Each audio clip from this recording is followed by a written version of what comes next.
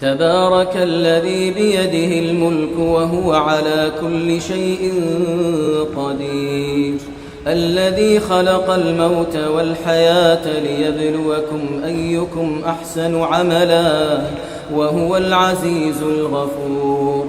الذي خلق 7 سماوات طباقا ما ترى في خلق الرحمن من تفاوت فارجع البصر هل ترى من